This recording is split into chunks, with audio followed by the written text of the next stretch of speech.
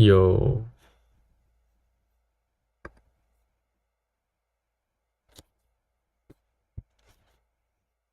yo, yo.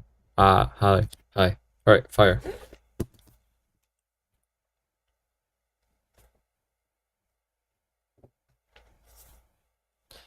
Okay, this time I think I'm gonna leave the VOD open because I think it's really funny.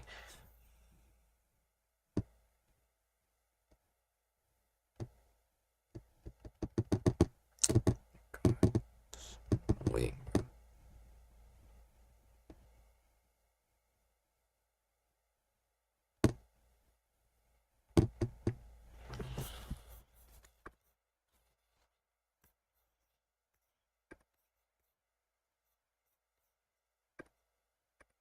Yep,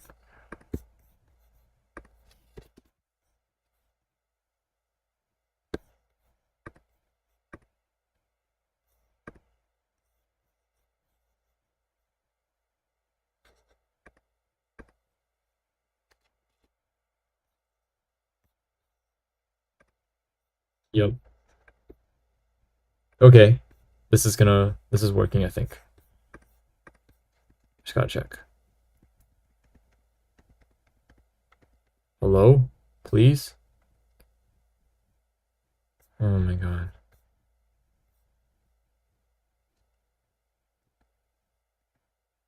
It's not showing the window. Oh, there we go. Okay, fire. Okay, today we're continuing linear algebra. This time I might leave the VOD up, which is really funny considering, like, for my music production streams, I don't do that. But for this, I will, because I know that math is important for people studying it.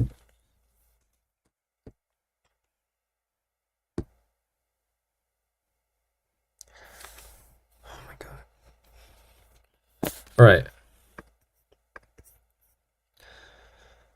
Let's watch this video. Gilbert Strang, my goat.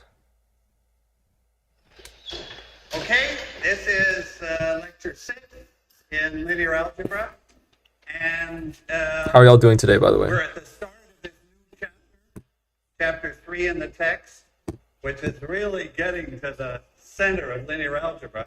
And I had time to make a first start on it at the end of lecture 5, but now lecture 6 is officially the lecture on vector spaces and subspaces, and then especially there are two subspaces that we're especially interested in. One is the column space of a matrix, the other is the null space of the matrix. So I got to tell you what those are. Okay, so first to remember from lecture 5, what is a vector space? It's a bunch of vectors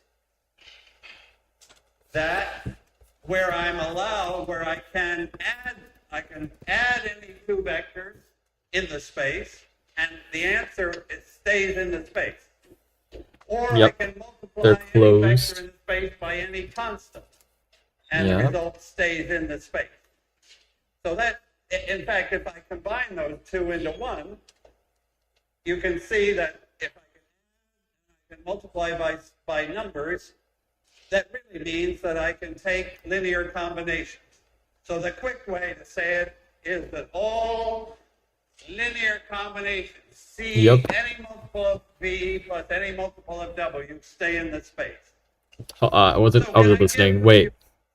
Oh, yes, yes. This is how you parameterize a plane. And also some examples that are not, to make that point clear. So suppose I'm in 3 dimensions. Then one way to get it, one space is the whole 3-dimensional space. Yep. So the whole space, three-dimensional space, would be a vector space, because if I have a couple of vectors, I can add them, and I'm certainly okay, and they follow all the rules. So R3 is easy. Now, I'm interested also in subspace.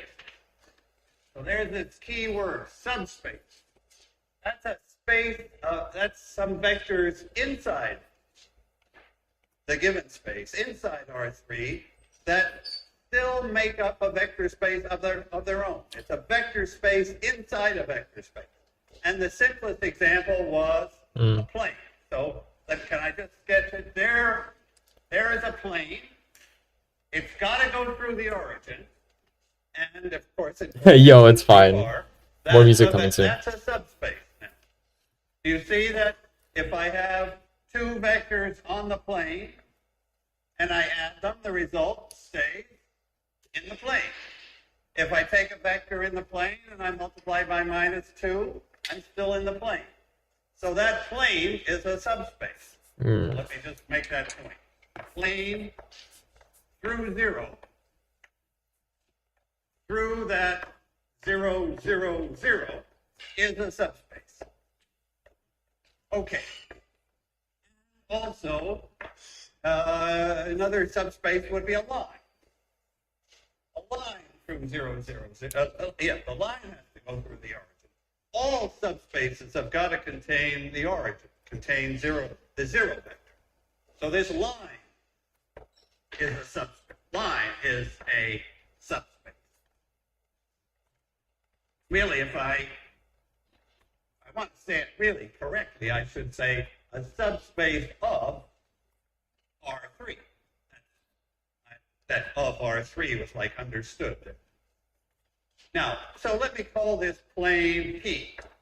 And let me call this line L. And let me ask you about other sets of vectors. Yeah. Suppose I took,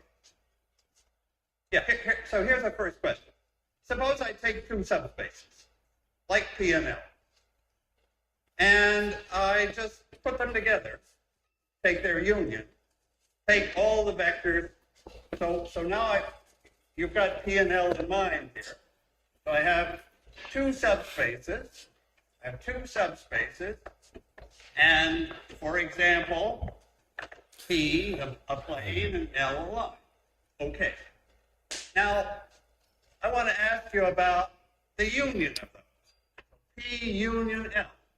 This is all vectors in P or L or both.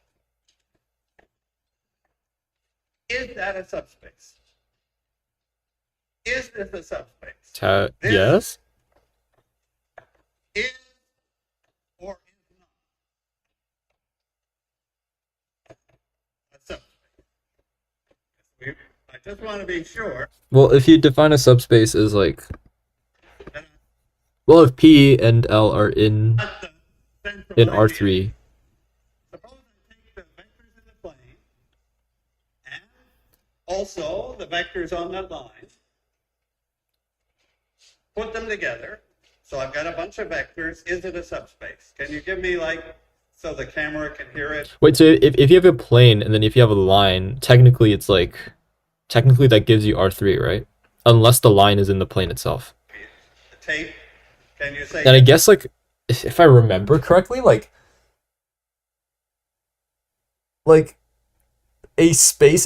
vector space itself is also its own subspace. Is that a thing? No. Do I have a subspace if I take all? Because you can. And Did I skip? Whoops. Yeah, because if you go this way, and you go that way, and you got another line sticking out, then that means you can also go this way. So that's that effectively allows you to sweep through all of R3. Other sets of vectors. Suppose I took. So here's the first question. Suppose I take two subspaces, like P and L, and I just put them together, take their union, take all the vectors. So now you've got P and L in mind here. So I have two subspaces. And for example, P, a plane, and L, a line. Okay. Now, I want to ask you about the union of those. So P union L. This is all vectors in P or L or both. Is that a subspace? Is this a subspace? This is or is not a subspace. Because I just want to be sure that I've got the central idea. Suppose I take the vectors in the plane and also the vectors on that line, put them together. So I've got a bunch of vectors. Is it a subspace? Can you give me, like, so the camera can hear it, or maybe the tape? Can you say yes or no? Do I have a subspace if I take all the vectors on the plane plus all the ones on the line and just join them together? But I'm not taking this guy. I'm not taking most of them, because most vectors are not on the line or the plane. They're off somewhere else. Do I have a subspace? No. Right, thank you. No. Okay. Because, why not? Because I can't add. Because if that requirement isn't satisfied. Oh, because if you take this, and it either has to stay in the plane or in the line. But the thing is, you can take combinations of vectors in the plane and the line such that you exit out of the subspace. So therefore, out of the space, and because it's closed, then because it's not closed, then it's not a subspace. Like this guy, and I another think. vector that happens to come from L and somewhere else. Yeah. Okay. This is the correct intuition. Okay. So if you join P and L, P union L, then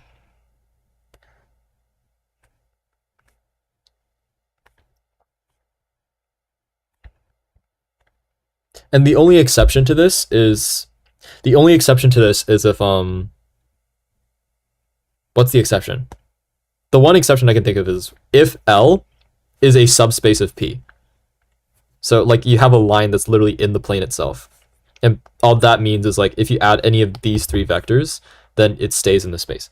That's the only I think that's the only exception. I don't know. You don't get, because you can combine in P and L to exit the subspace. So what this means is hold on. Let me draw the Playboy Cartesian coordinates. So then X, Y, Z. So if you have I'll just like draw like an arbitrary plane.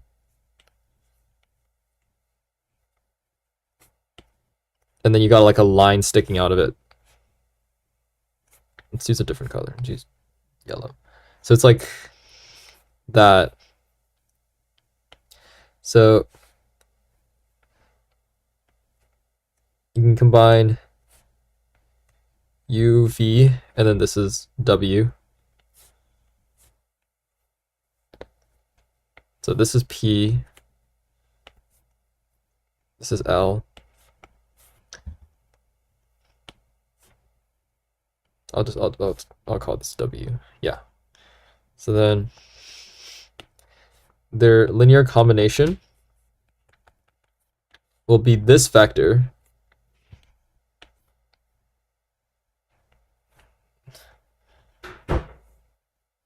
like X or something. So So how do you how would you write this? So e.g. if x is equal to I'll color code this because I think it makes more sense to me. X is equal to u plus v plus w, then x is not an element of, I don't I don't know the notation for this, but yeah.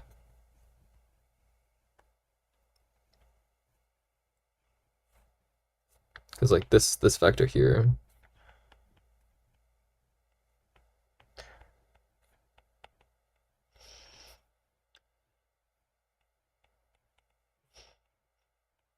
and L together,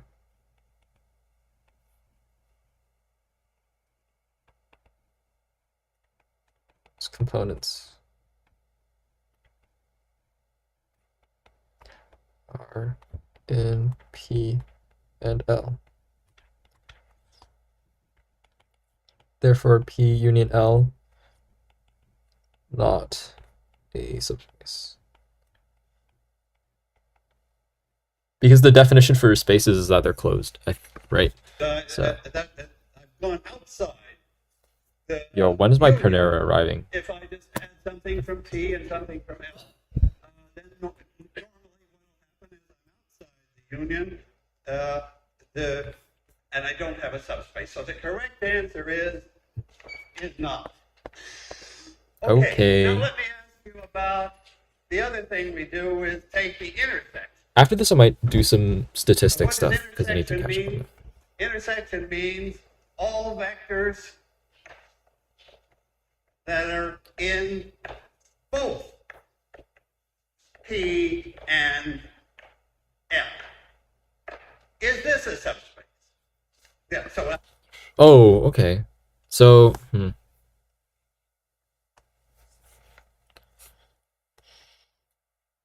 So P union L is all vectors in P or L or both. And technically there's only one that's in both. If L is not an element of P, then the only vector that's in it is the origin, right? But if you pick any random variable, then it's all vectors in both P and L. Isn't that just the origin then? Same question. This is or is not a subspace. And you can answer the question first for this particular example, this picture I drew. Is it not? What is P intersect L for this case? The origin? It's only zero. Yeah. At least, sort of, this was the artist's idea. He drew it. That line L was not in the plane and went off somewhere else. And then the only point that was in common was the zero vector. Is the zero vector by itself a subspace? Yes, absolutely. And what about if I don't have this plane and this line, but any subspace and any other subspace? So now, All vectors in both P. can I ask that question for any two subspaces? So maybe I'll write it up here.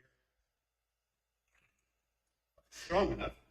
Okay. So this is the general question. Subspaces, say S and T. And I want to ask you about their intersection. S intersect P, and I want it is.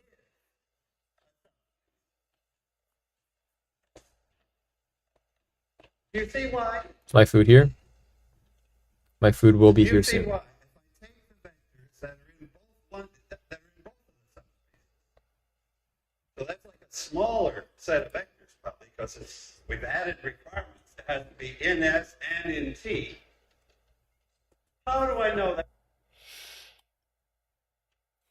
Okay.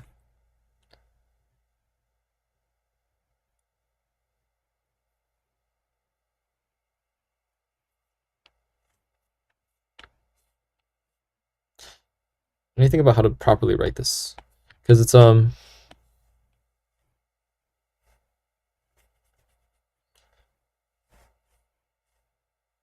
guess I can like write a recap at the end. So um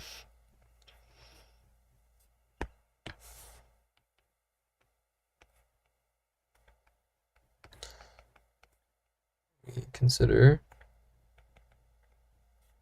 P join L. So this we gotta be careful too.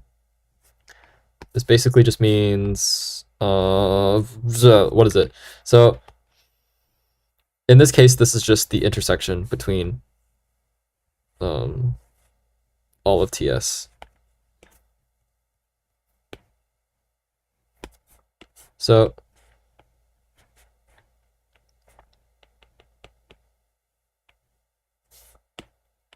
this is P, this is L, and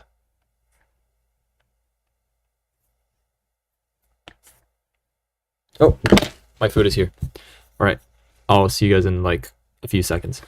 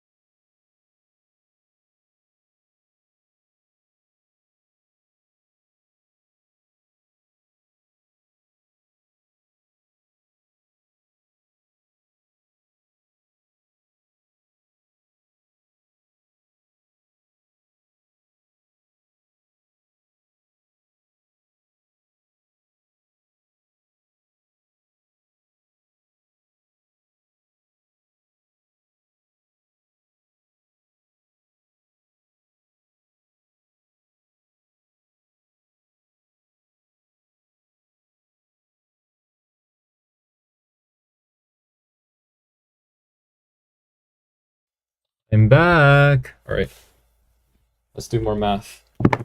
After this lecture, I'm gonna do some of my actual homework.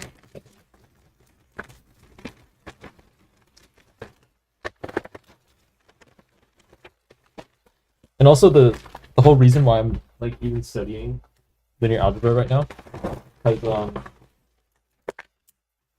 like okay, number one, it's interesting. Number two, I might possibly take it like this semester because we're still in like that add drop period or whatever. So I'm considering still doing it. But yeah. I got W food. All right, let's keep watching. So that's the stuff. If we just think through that abstract stuff, and then I get to the example. Okay. So what? Suppose I take a couple of vectors that are in the intersection. Why is the sum also in the intersection? Okay, so let me give a name to these vectors. Say V and W. They're in the intersection. So that means they're both in S. Also means they're both in T. So what can I say about V plus W? Is it in S? Yes, right? If I take two vectors V and W that are both in S, then the sum is in S because S was a subspace. And if they're both in T and I add them, then the result is also in T because T was a subspace. So the result, V plus W, is in the intersection. It's in both. And requirement 1 is satisfied. Okay, that's just kind of intuitive. Like, yeah.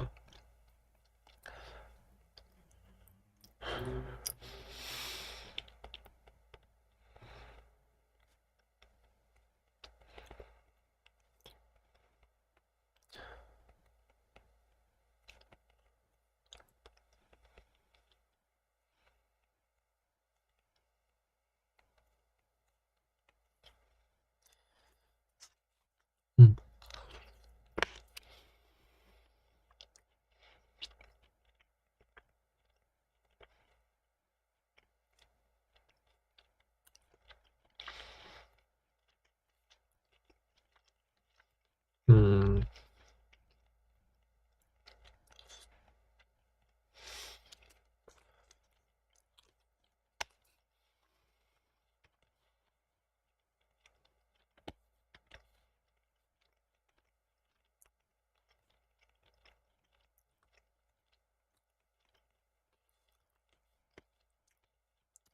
Mm-hmm. X is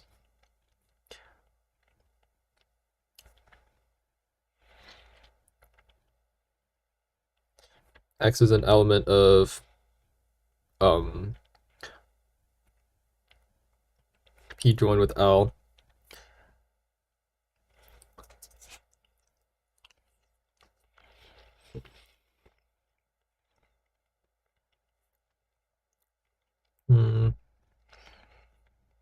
Is a subspace. Requirement 2 is the same. If I take a vector that's in both, I multiply by 7. 7 times that vector is in S because the vector was in S. 7 times that vector is in T because the original one was in T. So 7 times that vector is in the intersection. In other words, when you take the intersection of two subspaces, you get probably a smaller subspace, but it is a subspace. Okay. So that's like sort of just emphasizing what these two requirements mean. Again, let me circle those. So they're so important.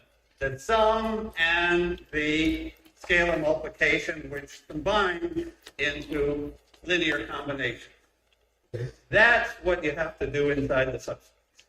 Okay, on to the column space. Okay, so my lecture last time started that, and I want to continue it. Okay, column space of a matrix. Hold on, I feel like I have to crystallize this a bit further. I don't think I did a good job with these. So requirements.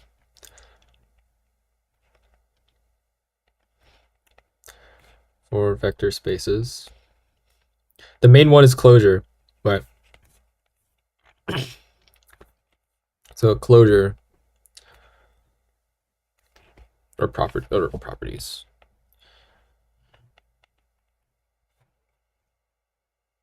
Ask ChatGPT to explain it like I'm 5. That's a good way to do it. That's actually a really good way to do it. That's an appropriate use of ChatGPT. Hmm.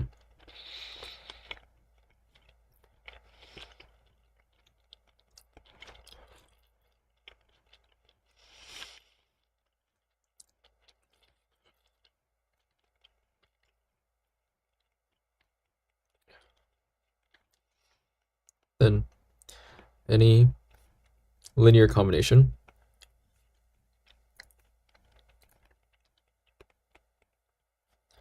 of them CV plus DW is also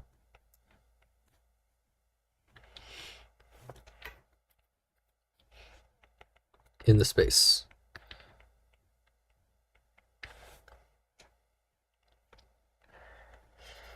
And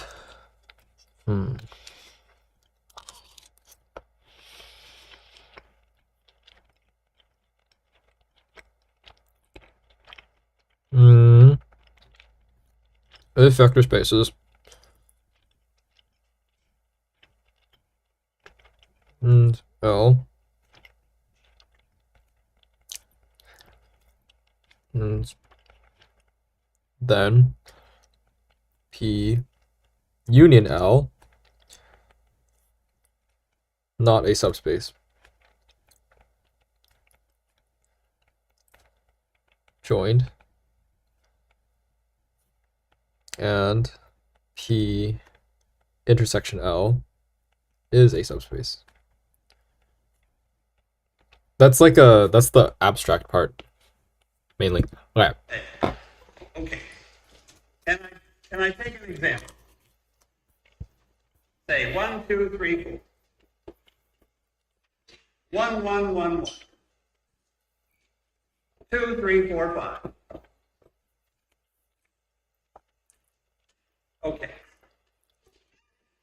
That's my matrix A. So it's got columns. 3 columns. Those columns are vectors, so the column space of this A, let's stay with this example for a while. The column space of this matrix is a subspace of R. Four. R what?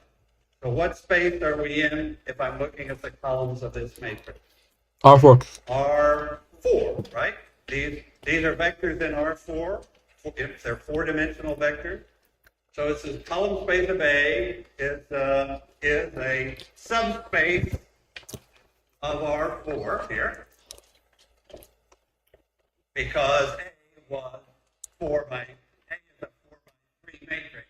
This tells me how many rows there are, how many components in the column, and so we're in R4.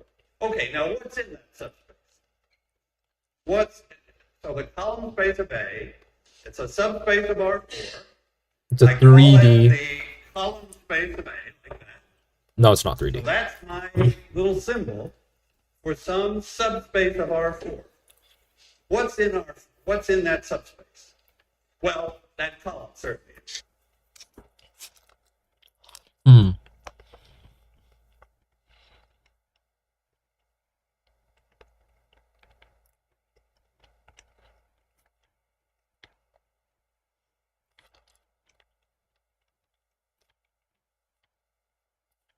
Described. 4 numbers.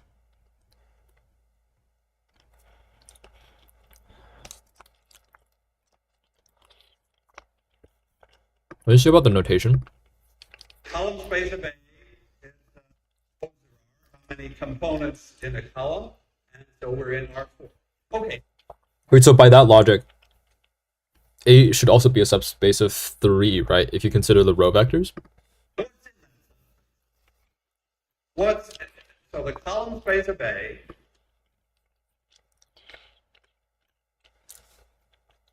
But then again, I don't know. Wait, yeah. Because in R3, you only need 3 distinct vectors to sweep out the entirety of R3.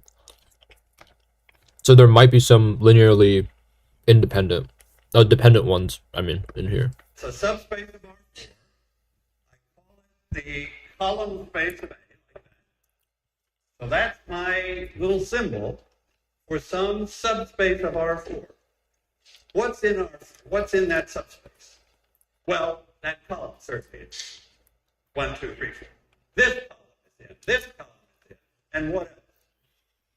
So it's got the columns of A in it, but that's not enough, right? I don't have a subspace if I just put in 3 vectors. So how do I fill that out to be a subspace? I take their linear combination. So the column space of A is all linear combinations of the column. And that does give me a subspace. It does give me a vector space, because if I have one linear combination and I multiply by 11, I've got another linear combination. If I have a linear combination and I add to another linear combination, I get a third combination. So this is like the smallest space. Like it's got to have those 3 columns in it. Then it has to have their combinations, and that's where we stop. Yep. Okay. Now, I'm going to be interested in that space. Sort of like get some idea what's in that space. How big is that space? Is that space the whole 4-dimensional space? Or is it a subspace inside? Can you, let me just see if you can, we can get a yes or no answer sometimes without being ready for the complete proof. What do you think? Is the subspace that I'm talking about here, the combinations of those 3 guys, does that fill the full 4-dimensional space? No. Maybe yes or no on that one? No. No. Somehow our feeling is, and it happens to be right, that if we start with 3 vectors and take their combinations, we can't get the whole 4-dimensional space. Now, so somehow we get a smaller space, but how much smaller? That's okay. That's going to come up here. That's not so immediate. Let me first make this critical connection with linear equations. Behind our abstract definition, we have a purpose, and that is to understand AX equal B. So suppose I make the connection. Does AX equal B always have a solution for every B? Have a solution for every right-hand side?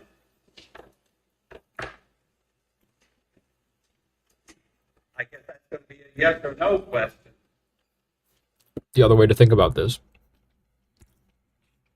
is the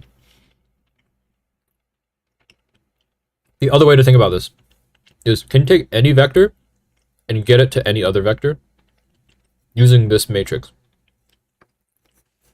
I think that's what it means. And then I'm going to ask, which right-hand sides are open? That's really the question I have. Is which right-hand side B do? Is this about span? I think it's about span. You can see from the way I'm speaking what the answer to this question as it is. The answer is no. AX equal B does not have a solution for every B. Why do I say no? Because AX equal B is really, this is 4 equations and only 3 unknowns. Right? X is, let me write out what the whole thing looks like. Yeah. Let me write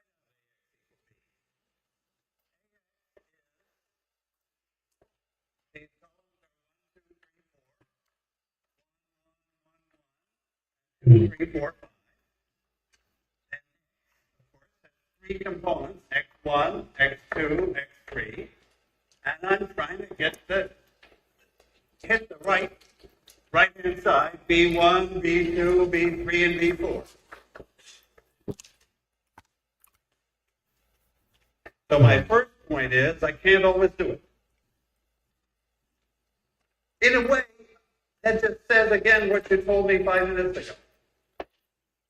That the combinations of these columns don't fill the whole 4-dimensional space.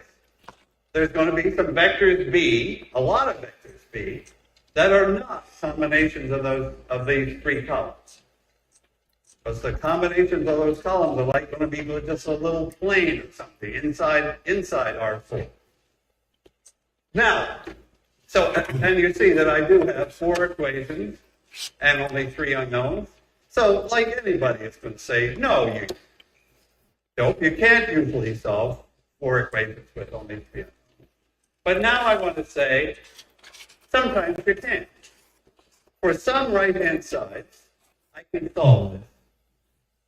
So that's the bunch of right-hand sides that I'm interested in right now.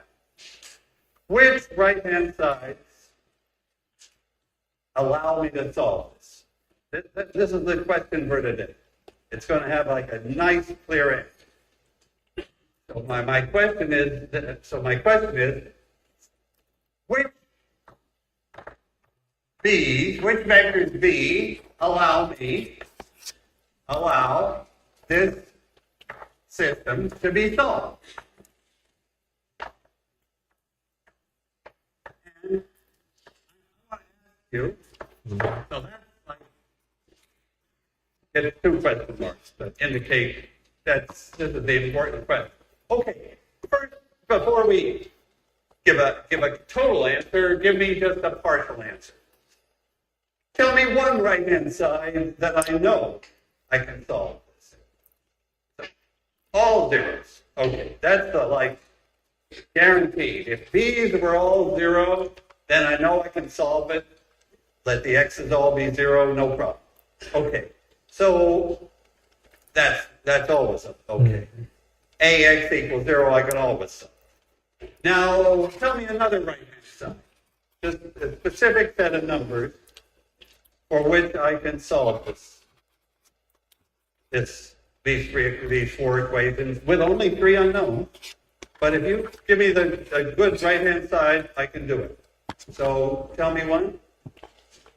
1, 2, 3, 4. Can I solve? Is that a good right-hand side? Can you find the solution of x1 plus x2 plus 2x3 is 1? Is it 1, 0, 0? 2x1 plus x2 plus 3x3 is 2, and 2 more equations? You're selecting one of the first row, none of the second and third rows. So it's 1, So 0. I'm asking you to solve in your head within 5 seconds. 4 equations and 3 unknowns, but you can do it. Because the right-hand side is like showing up here, it's one of the columns. So tell me what's the x that does solve. 1, 0, 0. 1, 0, 0, solve. Yep. Okay. Because, well, so you can multiply this out by rows, but, oh God, it's much nicer to say, okay, this is 1 of this column, 0 of this, 0 of this, so it's 1 of that column, which is exactly what we want. Okay, so there is a B that's okay.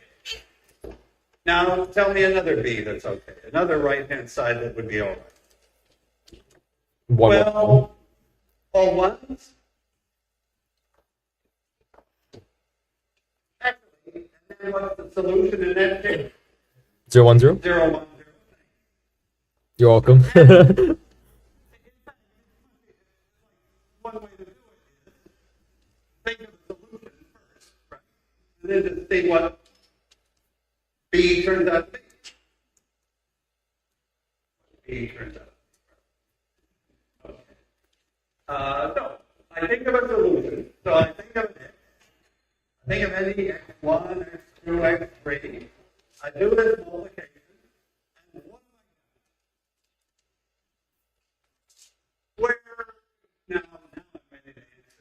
big question.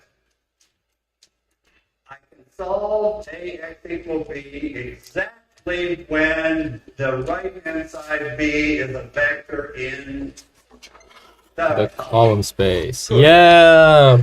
I can solve AX equal B when B is a combination of the column, when it's in the column space. So let me write that answer down. I can solve AX equal B exactly when B is in the column. Let me just say again why that is. Because the column space, by its definition, contains all the combinations. It contains all the AX. The column space really consists of all vectors A times any X. So that those are the B's that I can deal with. If B is a combination of the columns, then that combination tells me what X should be. If B is not a combination of the columns, then there is no X. There's no way to solve AX equals B. Okay. So the column space is really that's really why we're interested in this column space, because it's the central guy. It says when we can solve it. And so we got to understand this column space better. Let's see. Do I want to think? Yeah, somehow.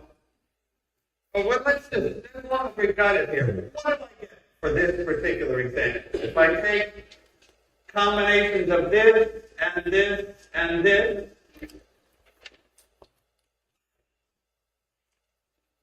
I'll tell you the question that's in my mind.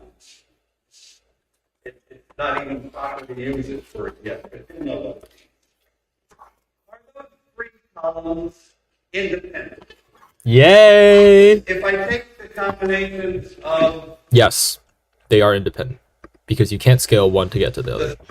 Three columns. Does each column contribute something new? Yes. Yes, it does. So that if I take the combinations of those three columns, do I get some three-dimensional subspace? Do I have three vectors that are like, independent, whatever that is? Or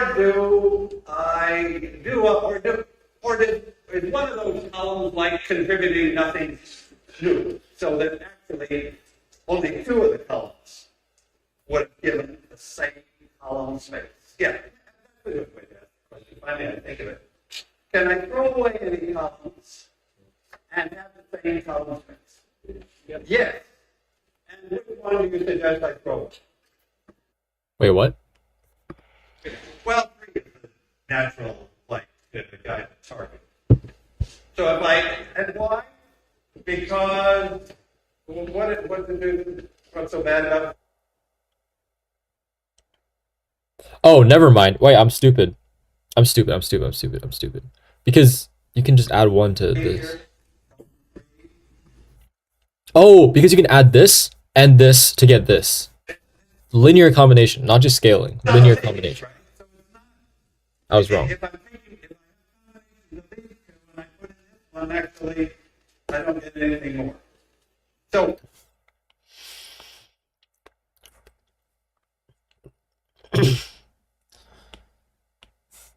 One question.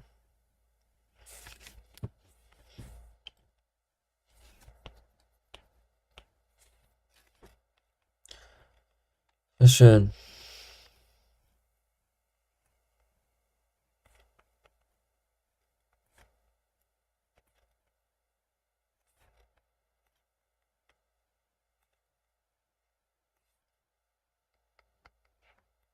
Of the same column space.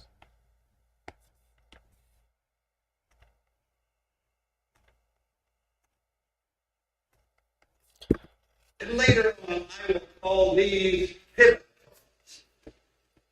And will not be a pivot in this, with those. Now, actually, honesty makes me ask you this question. Could I have thrown away column 1? Yes, I could. So when I say pivot columns, my convention is, okay, I'll keep the first ones as long as they're not dependent. So I keep this guy, he's fine, he's a line. I keep the second guy, it's in the second direction. But the third one, which is in the same plane as the first two, gives me nothing new. It's dependent in the language that we will use, and I don't need it. Okay.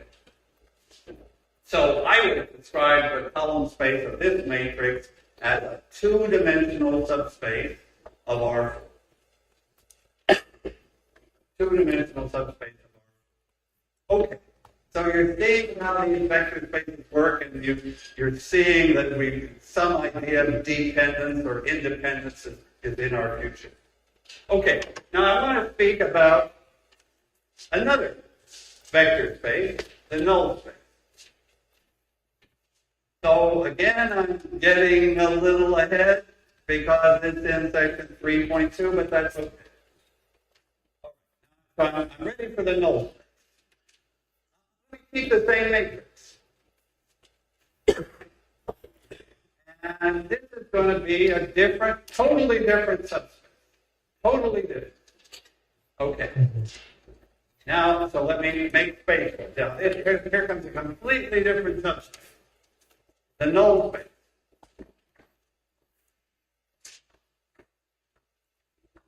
Okay.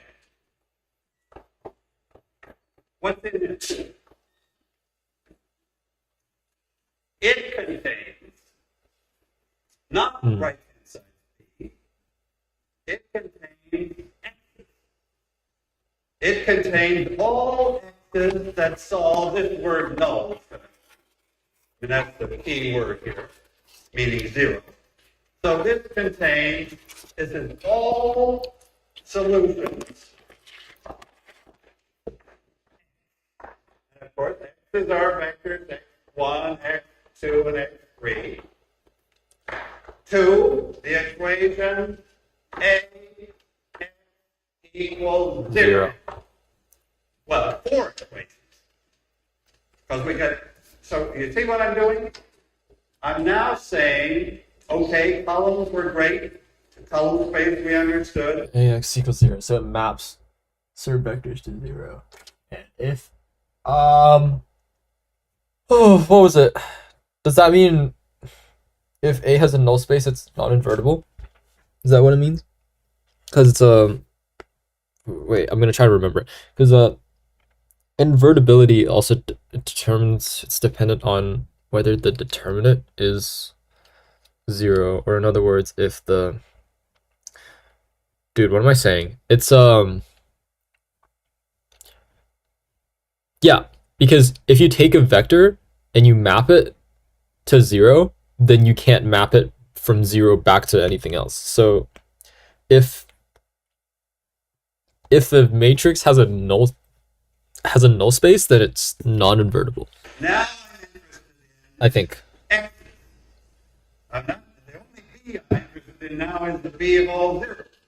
Right hand side is now 0. And I'm interested in solution. Let's copy this.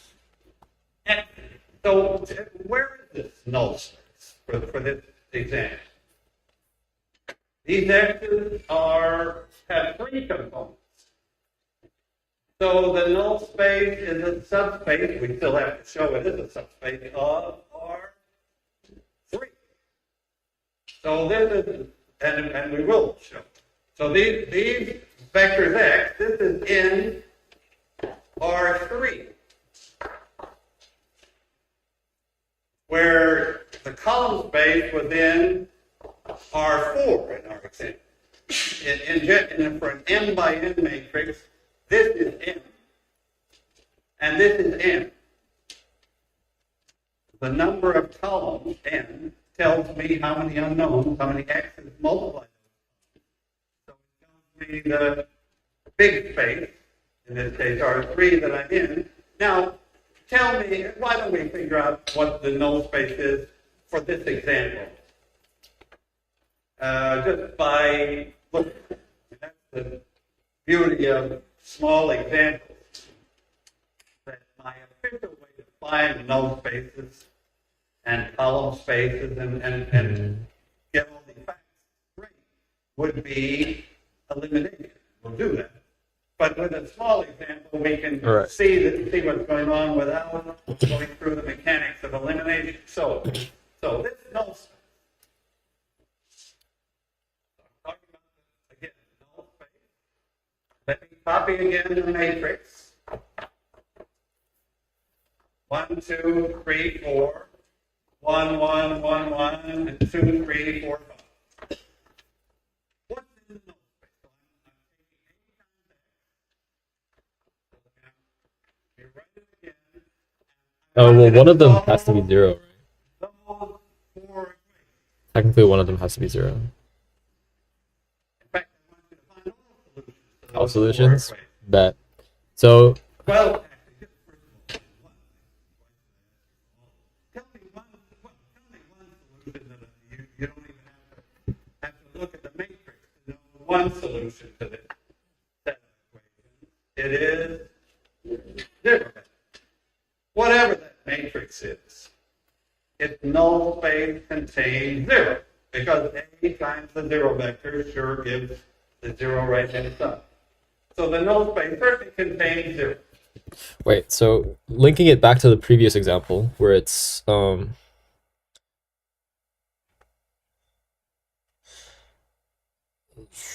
was it? Okay, yeah, so the column space. So AX has solutions either when B is equal to one of the column vectors, or when B is equal to 0. Because when B is equal to 0, then that means X is equal to 0, and that's technically a valid solution. So, and I guess like a null space, like if a matrix has a null space that's beyond the trivial solution, aka when the input vector is 0, then it's non-invertible. I think that's what it means. Because technically all matrices have a null space that contains the 0 vector, because the 0 vector is a... So it's got to be and we'll turn out it is. Okay, tell me another. So this Okay. and of course, I'm going to call it an array. This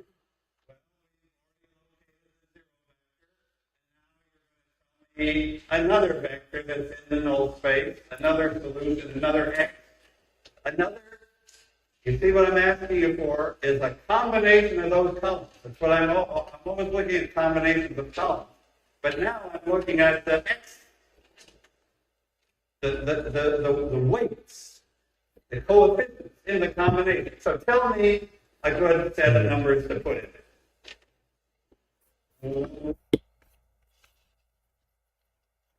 So this plus this minus this. So 1, 1, negative 1? 1, 1, 1, 1 minus. Thanks. Yep. 1, 1 minus. So there's a vector. So you're grabbing one of the first column, one of the second column, adding those together, and subtracting the last. But subspace at this point, certainly not, right? I got just a couple of vectors. There's no way they make a subspace. Tell me, actually, why I jumped the whole way now. Tell me one more solution. One more X that would work. 2, 2, negative 2.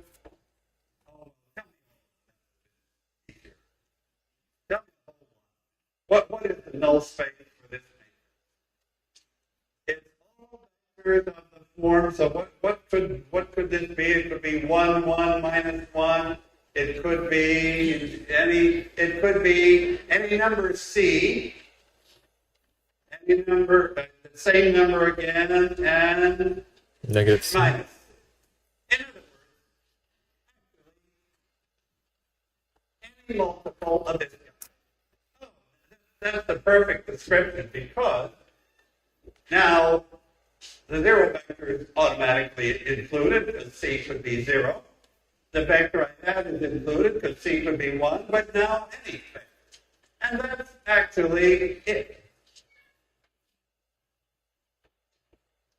And do I have a subspace? And what is it? Do you have a subspace?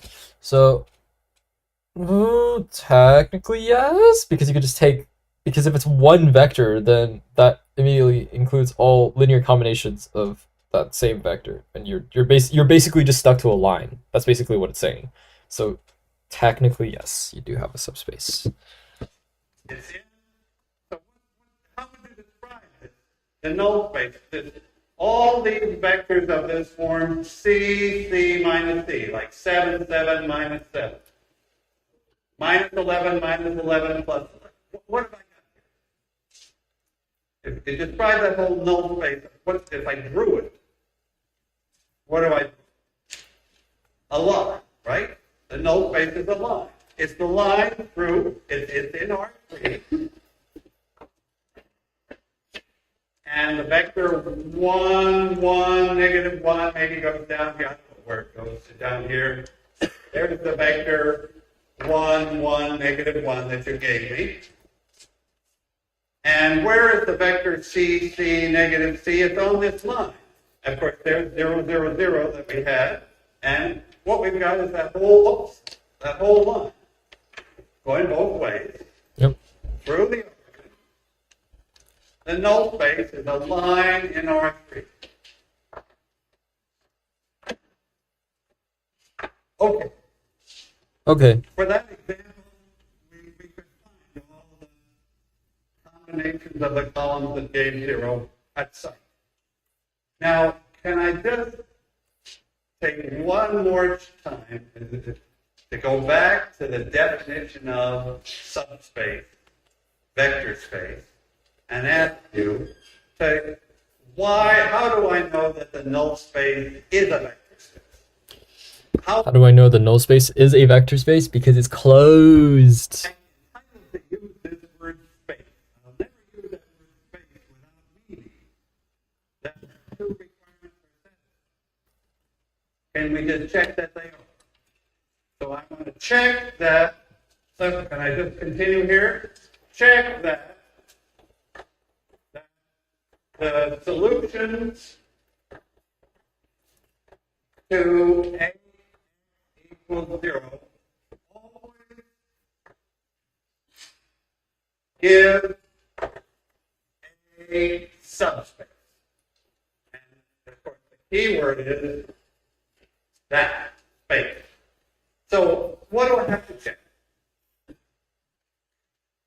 Well, I have to show that if I have one solution, call it X, and another solution, call it X star, that their sum is also a solution, right? That's the requirement. To use that word space, I have to convince myself that if AX is 0, and also A star is 0, if AB is 0 and AW is 0, then what about B plus W? So let me use those. If AB is 0 and AW is 0, then what is it? What's if that and that, then what's my point here? That A times B plus W must be 0. That says that if B is in the null space and W is in the null space, then their sum B plus W is in the null space. And of course, now that I've written it down, it's totally absurd, ridiculously simple, because matrix multiplication allows me to separate that out into AB plus AW. I shouldn't say it's really simple. That was a dumb thing to say. We've used here a basic law of matrix multiplication. Actually, we've used it without proving it, but That's okay, we only live so long. I think it's called the distributive law that I can split this into two pieces.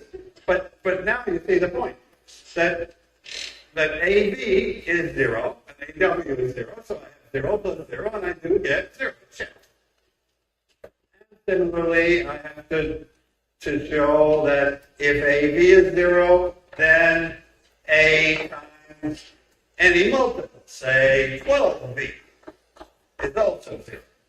And how do I know that? Because I'm allowed to bring that 12 outside. A scalar can move outside. So I have 12 ABs, 12 zeros, I have 0. That's it. Okay. It's really critical to understand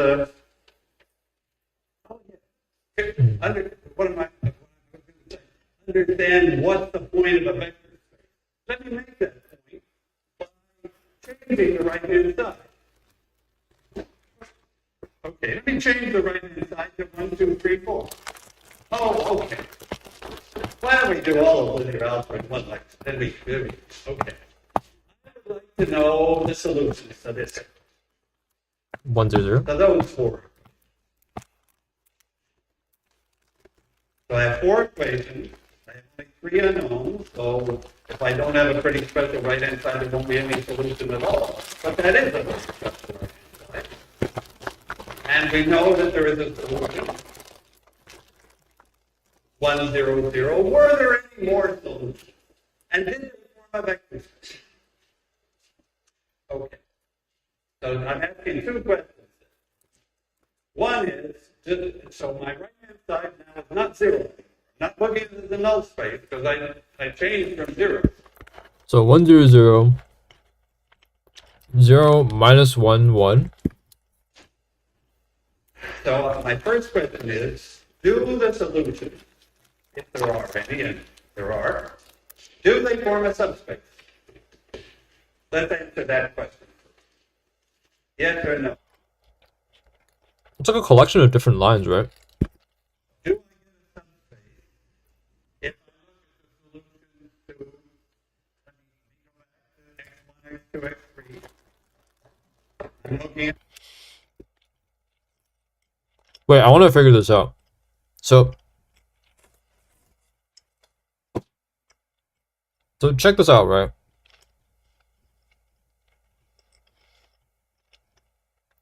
Look at this example right here. So one of these solutions is this. Another solution is if you take this one minus this one, which means you have 1, 0, 0 and 0, 1, negative 2. Negative 1. Oh, sorry, I meant 0, negative 1, 1. Because you're taking away 1 from each of these.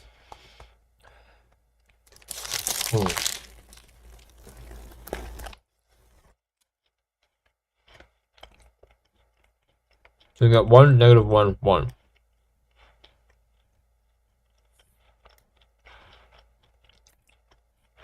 One of these columns minus this column plus this.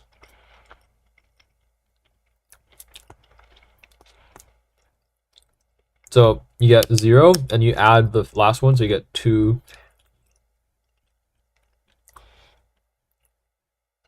You get 2, 3, 4, 5.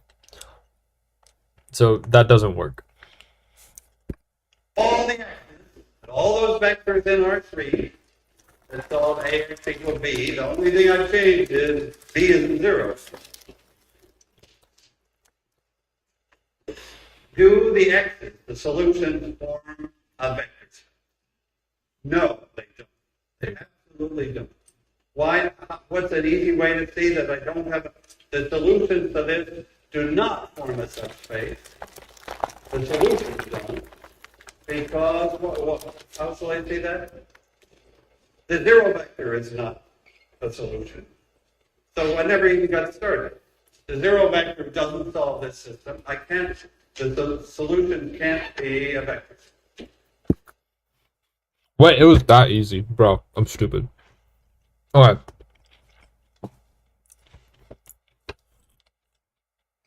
What if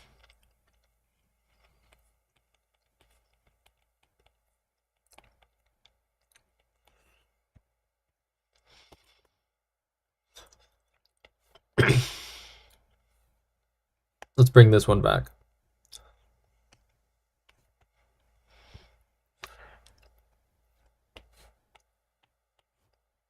Hmm.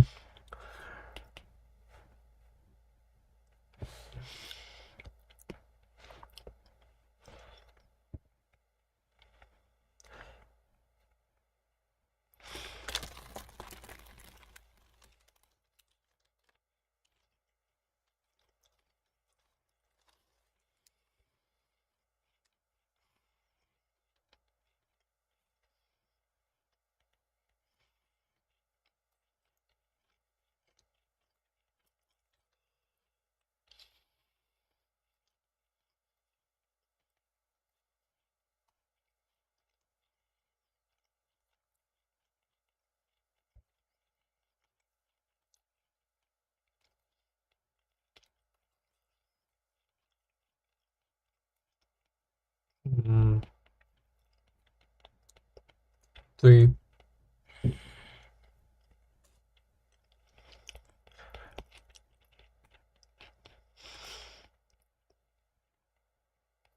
Period.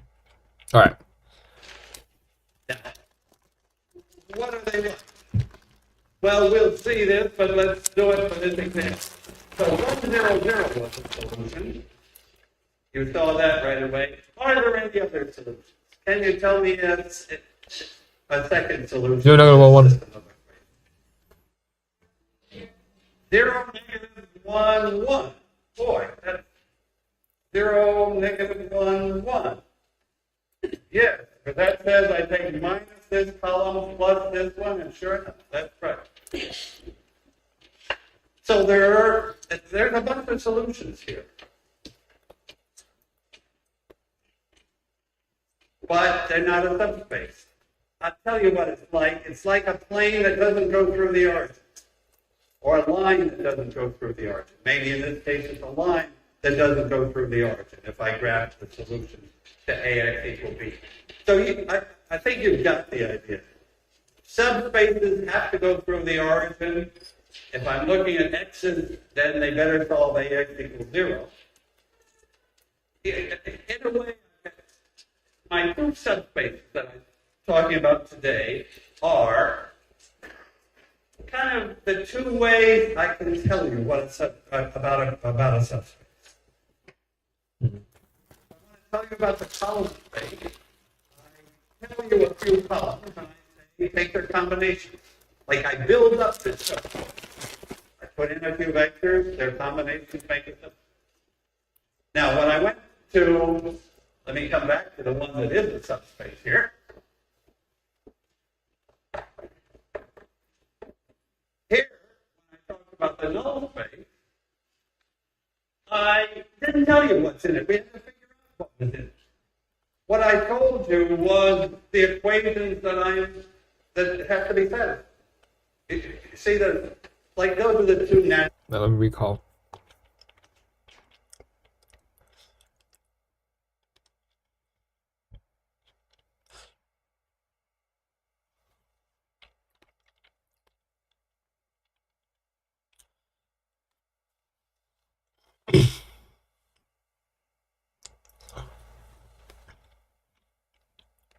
So NA is just like a bunch of different subspaces that go through the origin, and it's basically a combination of all of the Ways to tell you what's in this. I can either give you a few vectors and say fill it out, take combinations, or I can give you a system of equations, the requirements that the x's have to satisfy. And both of those ways produce subspaces, and they're the important way to construct subspaces. Okay, so today's lecture actually got the essentials of 3.2, the idea of the null space. Now we have to tackle Wednesday the job of how do we actually get hold of that subspace in an example that's bigger and we can't see it just by. Okay, see you Wednesday. Thanks. All right. Let's recap our learning today, guys. So, a vector space is the set of all linear combinations of linearly independent vectors, includes the zero vector itself. A vector subspace is a vector space that's contained within another vector space. And what was this insight here? Right.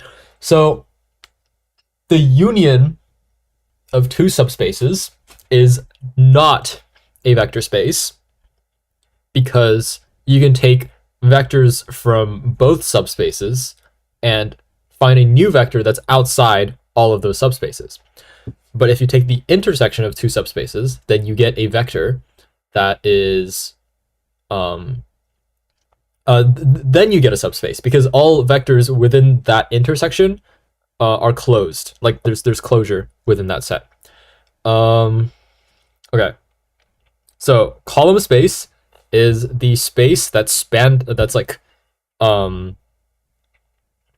out by all the column vectors in a matrix. And the column space is the set of all linear combinations of the columns of a matrix, which gives us a subspace, depending on how many numbers are describing each of the column vectors. And then he talked about like finding solutions to the equation ax equals b, which is basically saying if I have an input vector x and then I plug it into this matrix, can I get any other b? And a core question in linear algebra is what kinds of solutions what kinds of values of b allow this system of equations to be solved. And if b is equal to 0, then the subspace of all vectors that produce it is called the null space. And it is a subspace because it includes the 0 vector, and it's also closed because you can have a bunch of distinct solutions to this equation, and you can scale them by their relative amounts. So essentially, they're just like lines. They're just lines in whatever dimension that the input vectors are sitting in. Ax equals b can also be solved when b is one of the columns of A.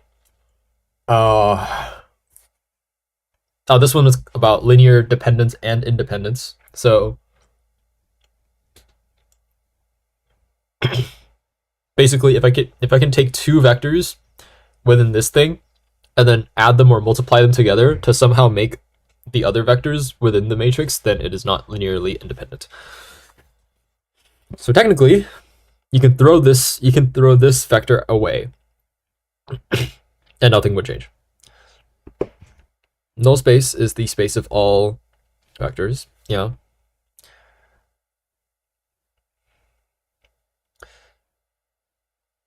Okay, so when okay,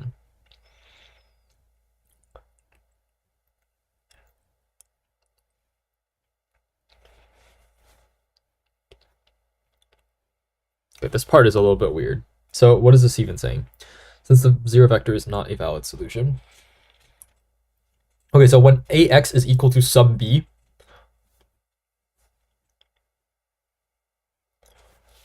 that's not the zero vector, then the zero vector is not a valid solution.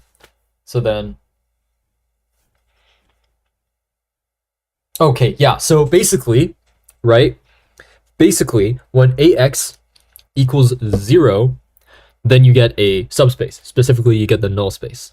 But if ax equals b, then you don't get a subspace because the 0 vector is not a solution. And in order for something to be called a subspace, it needs to include the 0 vector. So the subspaces must include the origin. Okay. I think that was pretty productive. I might start doing some other stuff then, because I want to do I might read up on what's it called? Freaking statistics. Statistics. I might do that. Do I have the book? I do have the book. Holy crap. So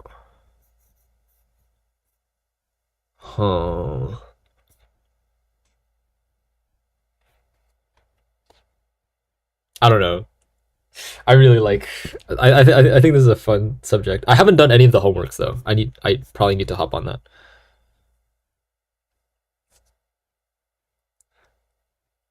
Let's. All right. Let's do stats next because I feel like I need to catch up on stats. And also, like, I just don't like our stats course is like kind of, I don't know. At least I don't like it. I'm not really happy with where it is currently.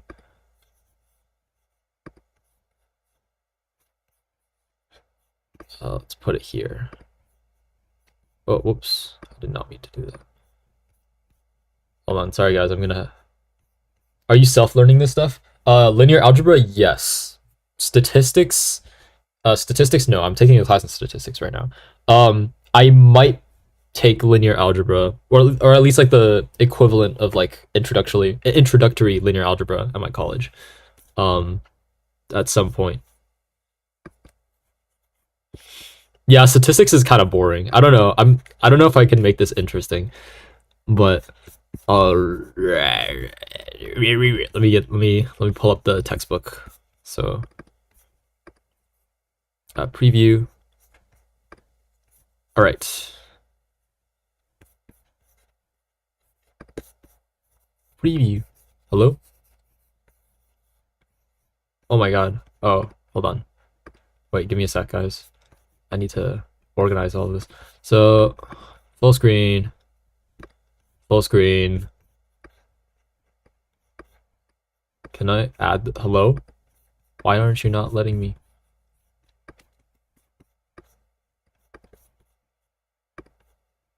Exit full screen. Can I not do split screen for this? What? Why? Enter full screen. Statistics. Can I expand Discord? Hello? Enter full screen. Okay, apparently I can't split screen it. That's kind of stupid. I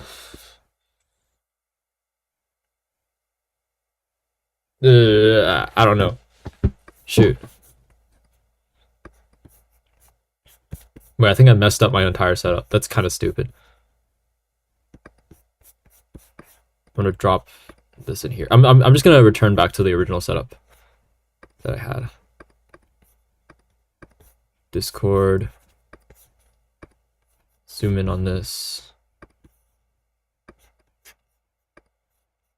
Then I'm gonna do the boring split screen, which is like this. Let's see how this looks. Okay, it looks like it works. I'm gonna put it here. Yeah, I made the stream black like temporarily. I'm gonna check the stream to see if we can see anything. Okay, yeah. All right, that's cool. That's cool. That's cool. All right. Let's zoom in on this. Hello? Please. Thank you. Oh, that's annoying.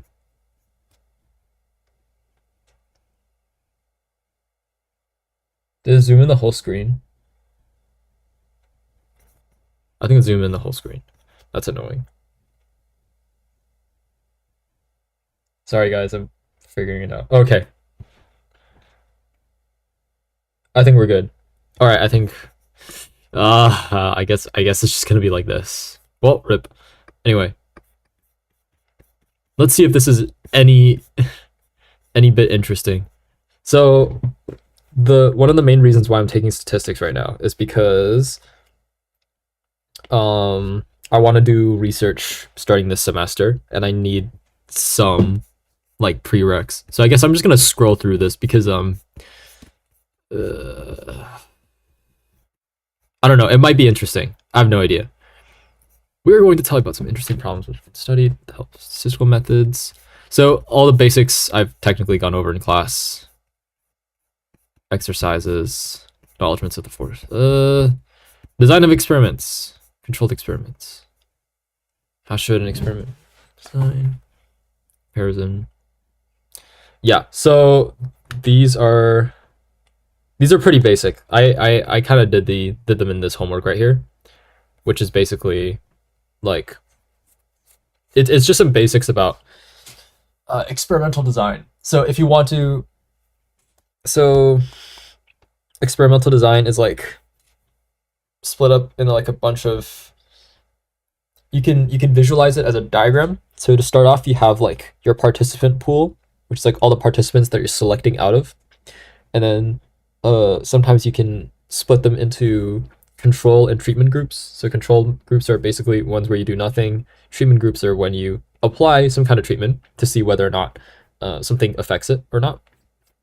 And if you want to say something about a general population, generally you do random assignment, which basically means you just randomly pick people out of this pool and you put it in either the treatment or the control group.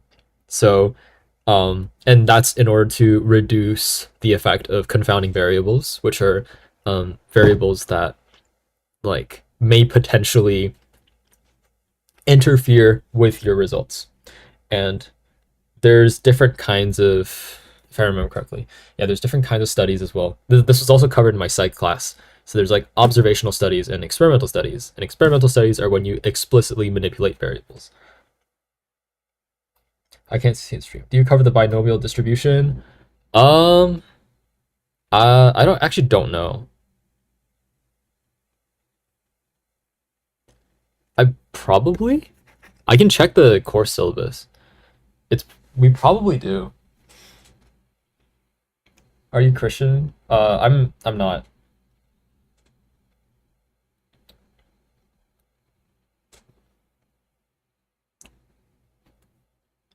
Okay, I'll just see what notes I can make. Control. Polio was an epidemic disease whose incidence varied from year to year.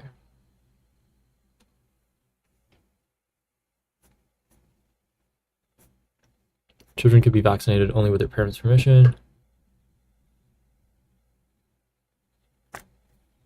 Okay, so this is like going through like an anecdote, I believe. Actually, I'm gonna check the table of contents of this. They might cover some stuff. Controlled experiments, observational studies, simulation.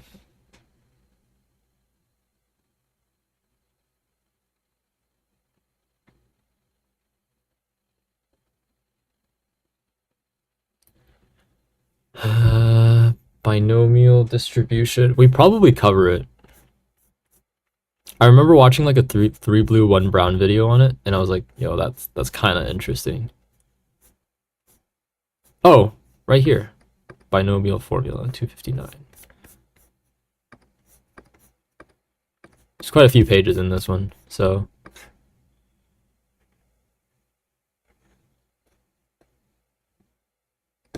right here. Suppose a chance is carried out as a sequence of trials. An example would be rolling a die 10 times where each roll counts as a trial. There's an event of interest which may or may not occur at each trial. The die may or may not land ace. The problem is to calculate the chance that the event will occur a specified number of times. The chance that an event will occur exactly k times out of n is given by the binomial formula. N is the number of trials. K is the number of times. Yo, low-key, this is kind of boring. And P is the probability that the event will occur on any particular trial. The assumptions, I of N must be fixed in advance.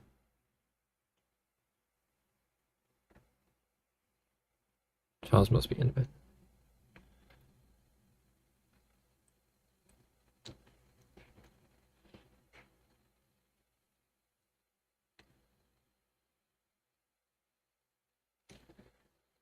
Hmm.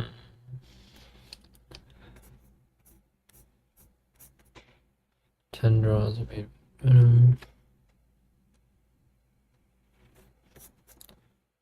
Dice rolls 10 times. What's the chance of getting exactly 2 aces? It is 10.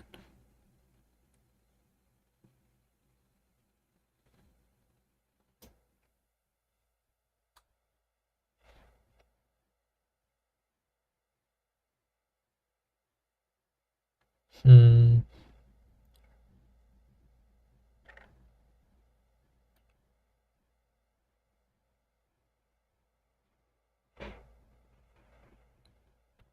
Let's choose our formula.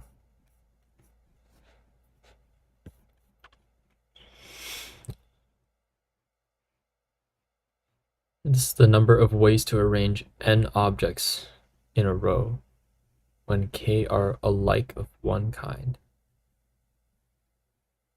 and n minus k are alike of another. I think I skipped forward too much. Is there a lot of combinatorics in statistics? I assume so. Cause I think it deals with a lot of like shuffling different elements and whatnot. So it's like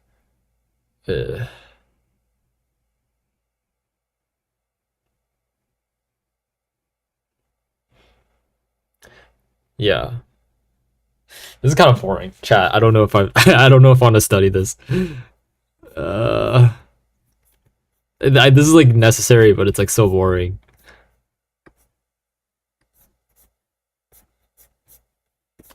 Design of experiments. Okay.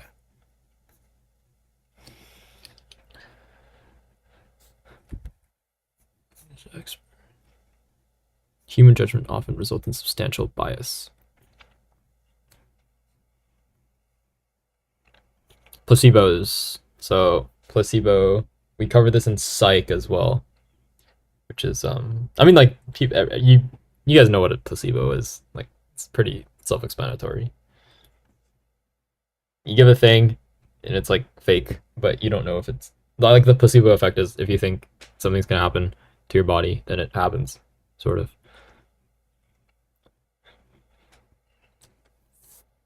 Finish some IDs to take some rest. You know what? Maybe. Wait, let me pull up logic. Yeah, this textbook is kind of boring. I'm not gonna NGL. I want to get the linear algebra one because the linear algebra one's actually like I might actually need it. And also it's just a lot more fun.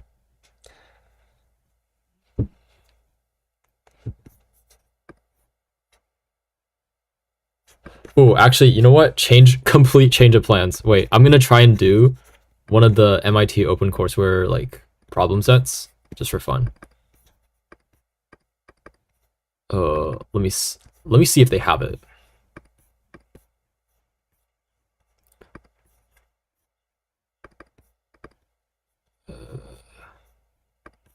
Safari. I have logic pulled up in the background as well, but okay. Okay.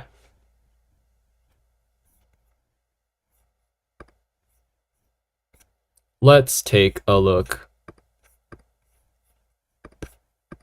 So, menu, assignments. All right, we should probably do these. Problem set 1. How does this work? Do I just download this? Oh, it just gives me the solutions. That's not what I want.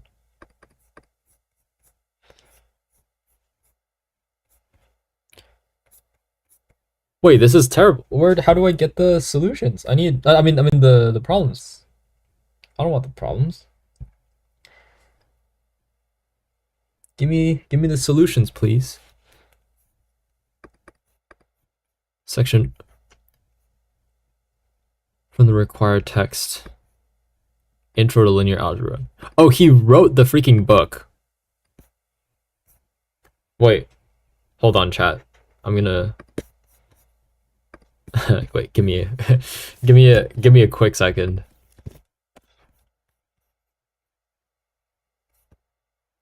Introduction to linear algebra. Gilbert Strang. Let me get this in a completely legitimate way.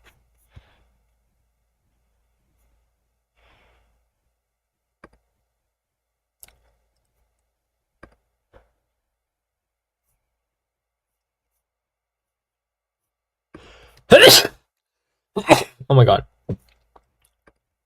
Nope, I'm not doing that. That's too shady. I'm gonna download this. I'm gonna download the solution set and like shade out the answers.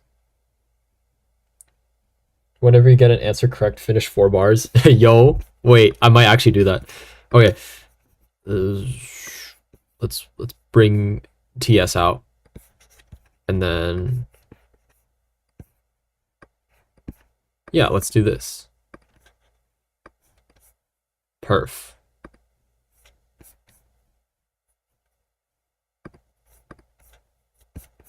Hold on, what? Sorry guys, my brain is not braining right now. Let's drop this in here.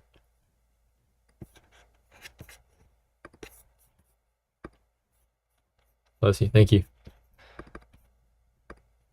Preview. Okay, now I'm gonna open the stream. Okay, fire. So, solution. Oh god, I'm not even gonna bother to read that. Dude, I'm gonna so read that. That's so easily readable. How do I blur it out even more?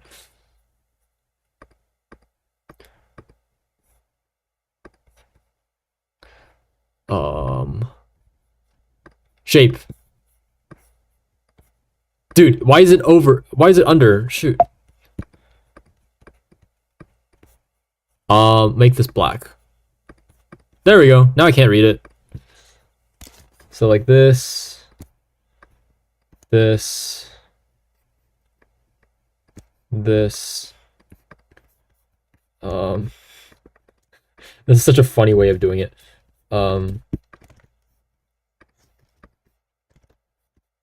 Yeah. Okay, I got it. Solution. Okay.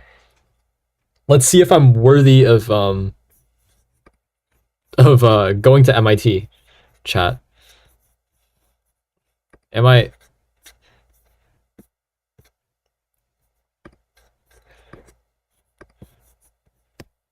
smart enough to be an MIT student? Let's find out.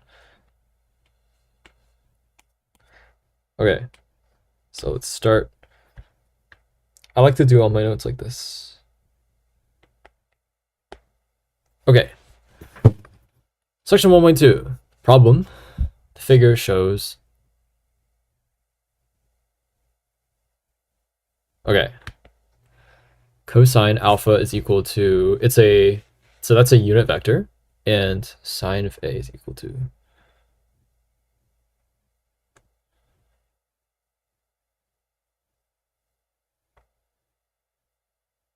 the angle, the trigonometry.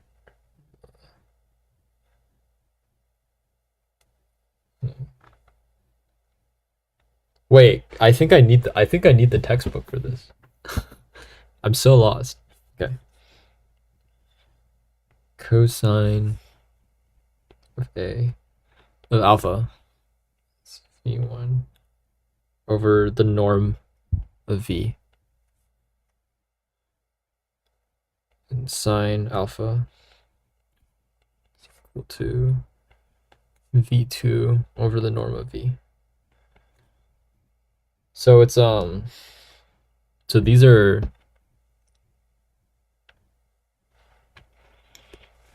unit vectors, right?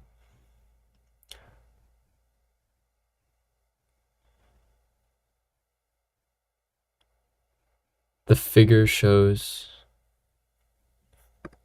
the solution.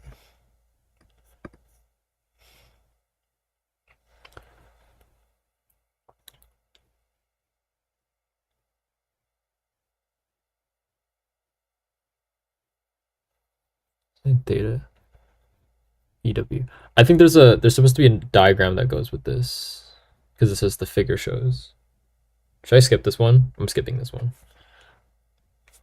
Can three vectors in the xy plane have u dot v less than 0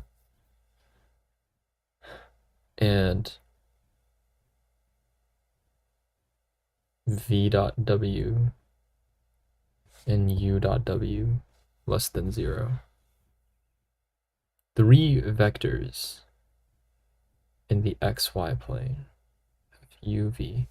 So I have to do a lot of review. Holy crap, I'm so rusty. So the dot product is, so u dot v is equal to norm of u, norm of v, cosine of the angle between them, right? If I remember. Double IRC. So the only time, so let's say u is here and v is here. So the angle between them, theta, that's going to create a negative cosine. So in this situation, u dot v is less than 0. V dot w is also less than 0. I guess so.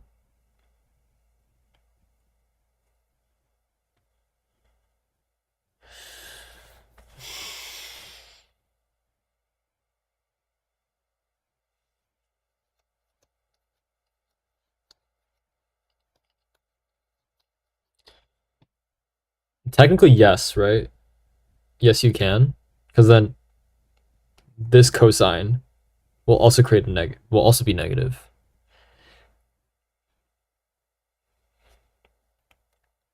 And this one will also be negative because this is going to spill into here. I think the answer is yes. Yes. For instance. Oh, they used actual examples. Cool. Find a combination that gives the 0 vector. 5 6 7 3 4 5 6 7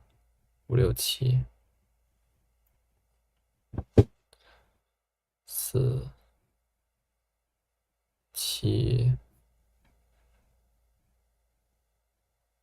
7 7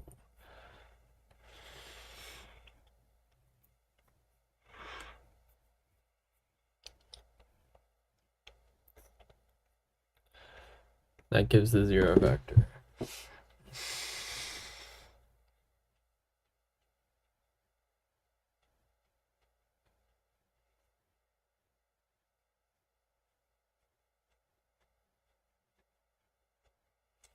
So this is true.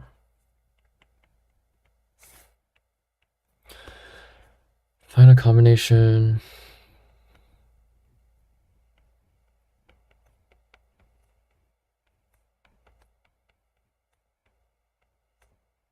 equal to 0. So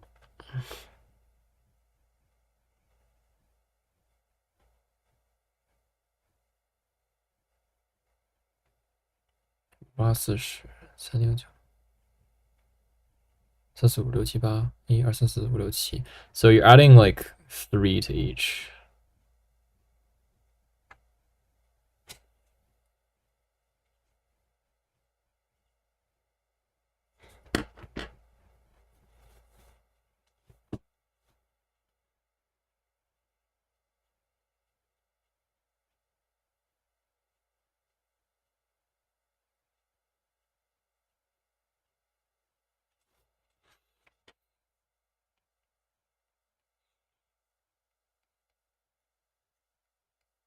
Mm.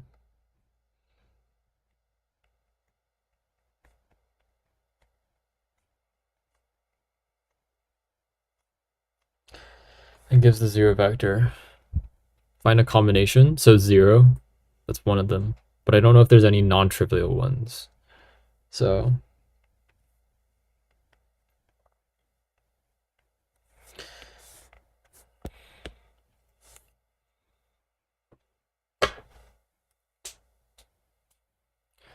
those vectors are linearly dependent? I think so.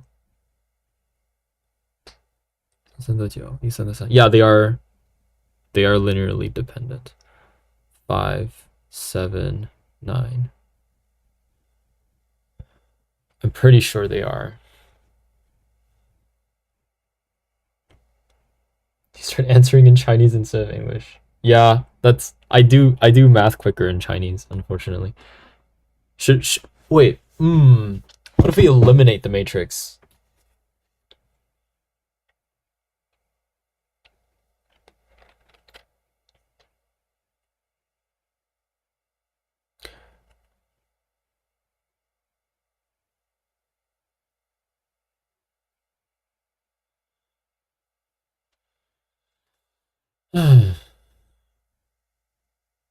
I guess, bro.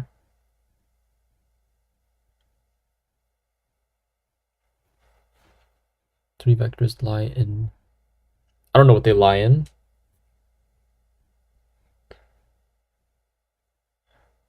Three vectors lie in a.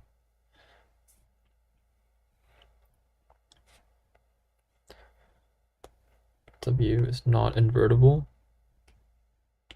So it's non-invertible if it's non-invertible if you can find some other vector that gives you this solution. But it seems like the columns in this matrix are